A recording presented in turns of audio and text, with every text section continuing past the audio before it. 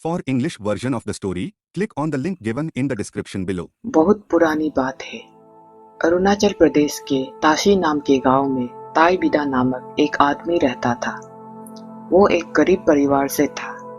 एक दिन ताई बिदा जंगल की ओर शिकार के लिए निकल जाता है। बहुत देर इधर उधर ढूंढने के बाद भी उसे एक भी शिकार नहीं मिलता। खाली हाथ घर वापस लौट नहीं सकता। ये सोचते हुए ताई बिदा जंगल की और अंदर जाकर देखने का सोचता है।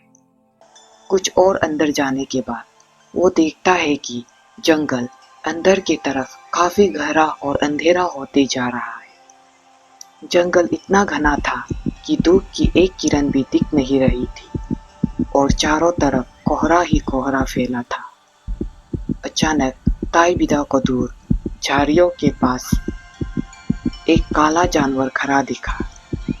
पास जाकर देखने पर पता चला कि वो एक जंगली मादा मिथुन है।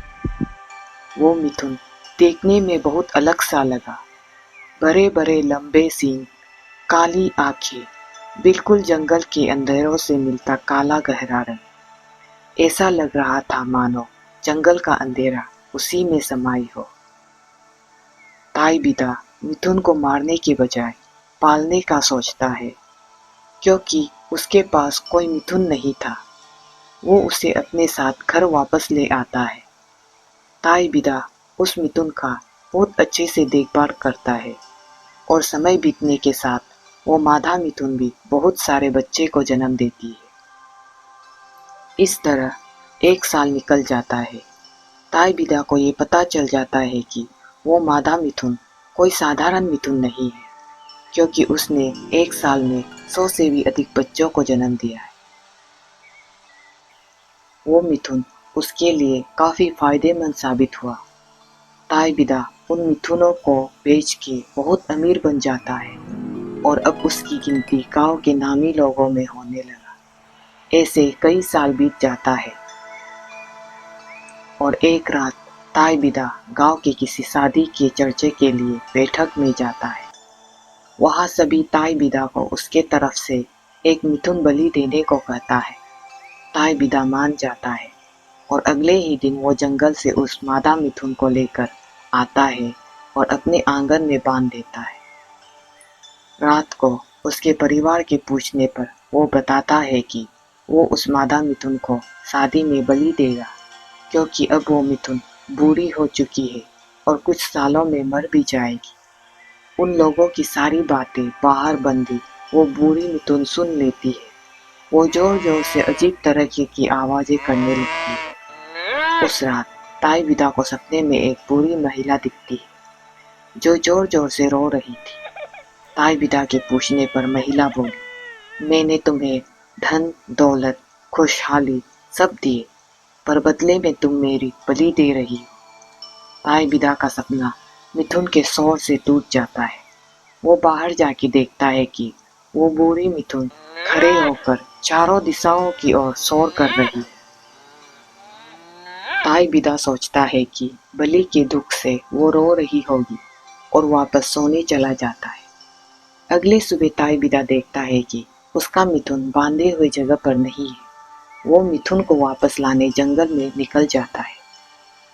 जंगल में वो इधर उधर देखने लगता है और अचानक एक जगह पे रुक जाता है। वो अचंभे से खड़ा हो जाता है। उसने देखा कि हजारों मिथुन के पैरों के निशान एक साथ एक ही दिशा की ओर गया है। और जो एक अजीब बात थी, असल में उस रात वो बूढ़ी मिथुन रो नहीं रही थी। वो हर दिशाओं में घूम रहे अपने बच्चों को बुला रही थी। सारे बच्चों को एक साथ बुलाकर वो जंगल के अंदर निकल जाती है। ताई बिदा उन पैरों के निशानों का पीछा करते हुए जंगल के बहुत अंदर चला जाता है।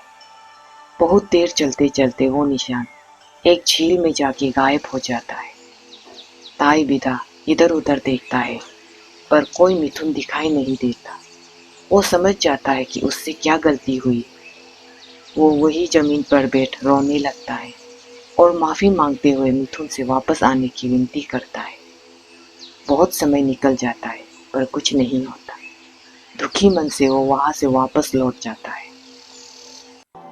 कहा जाता है कि वो झील उस मादा मिथुन के आंसुओं से बना है।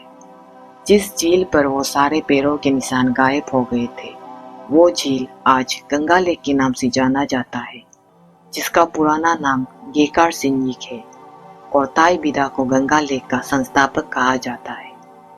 गंगा लेक आज भी मौजूद है, जो ईटानगर अरुणाचल की राजधानी से 10 किलोमीटर की दूरी पर स्थित है। ताई बिदा की कहानी यहाँ खत्म नहीं होती है।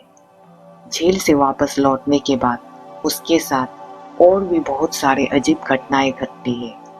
अगर आपको ताई बिदा की आगे की कहानी जाननी है तो नोटिफिकेशन के लिए चैनल को लाइक एंड सब्सक्राइब करना ना भूलें।